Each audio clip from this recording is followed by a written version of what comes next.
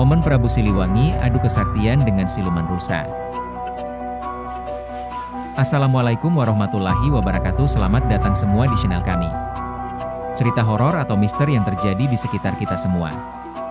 Langsung aja ke ceritanya berikut. Rusa jadi-jadian alias siluman konon pernah berperang melawan Prabu Siliwangi. Peristiwa itu terjadi ketika Prabu Siliwangi masih berusia muda. Dan jauh sebelum dia diangkat jadi raja di kerajaan Pajajaran.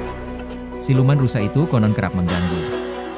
Sehingga Prabu Siliwangi muda memutuskan untuk mengusir hewan jadi-jadian itu. Keputusan Prabu Siliwangi untuk mengusir siluman rusa itu sempat dihalangi oleh Rara Sigir, istrinya sendiri. Sang istri khawatir justru rusa itu akan melukai Prabu Siliwangi yang masih muda. Sebab ada informasi, siluman rusa itu memiliki kesaktian tinggi dan tidak tertandingi kala itu. Bahkan rusa itu konon sempat mengalahkan Prabu Mundingkawati. Sehingga membuat istri Prabu Siliwangi ketakutan suaminya terluka. Dikisahkan dari buku Waosan Babat Galuh dari Prabu Ciungwanara hingga Prabu Siliwangi. Naskah Keraton Kasepuhan Cirebon. Prabu Siliwangi muda lantas menjawab kekhawatiran Rara Sigir dengan mengatakan demi membela negara ia akan melakukan itu. Prabu Siliwangi mengatakan, mati dalam membela negara adalah permata bagi seorang laki-laki. Mencari apa lagi? Bukankah dengan perbuatan itu surga indah akan diperolehnya kelak? Berkat strategi jitu Prabu Siliwangi. Selanjutnya niat bulat Prabu Siliwangi tidak mampu lagi dihalangi oleh istrinya.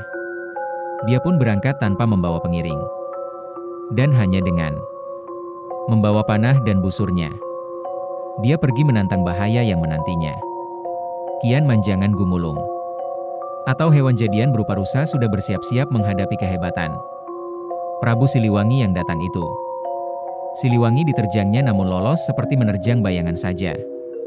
Kemudian serangan Manjangan Gumalunggung itu dibalasnya. Anak-anak panahnya dilepaskan dan kemudian diamuk dengan pemukul. Hingga akhirnya rusa itu pun rebah dan mati. Kemudian anaknya, yaitu Manjangan Gumaringsing datang membela dengan bala tentaranya. Namun Manjangan Gumaringsing segera disambut oleh senjatanya Siliwangi. Senjata itu mengenainya dan dia terbawa terbang. Dan ketika jatuh dia berubah menjadi manusia. Kemudian Manjangan Gumaringsing segera datang menyerahkan diri dengan memberikan hormatnya kepada Siliwangi. Betapa kagumnya para menak dan kuwu yang menyaksikan kesaktiannya junjungannya. Selama 11 tahun kota-kota telah kosong dan baru. Sekarang ada Prabu Siliwangi yang mampu merebut